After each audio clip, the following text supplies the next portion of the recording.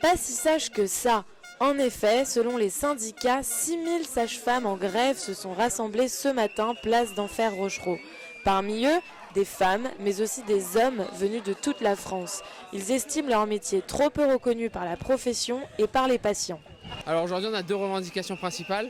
C'est l'utilisation de sage-femme en tant que premier recours dans le parcours de soins pour les femmes. C'est-à-dire que la femme pourra aller voir la sage-femme en première intention et que la sage-femme après redistribuera vers d'autres professionnels s'il y a besoin.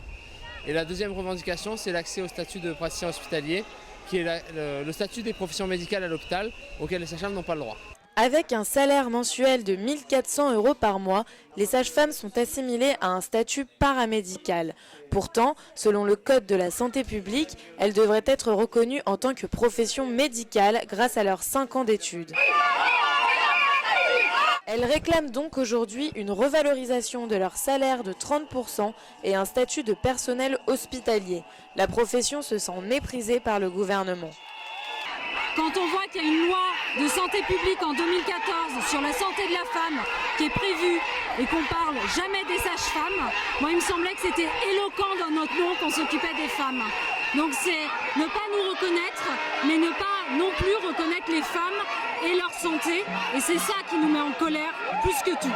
Les manifestants se sont rendus au ministère de la Santé où Marisol Touraine les a entendus. Une réunion sur leur place dans le système médical se tiendra le 19 novembre prochain.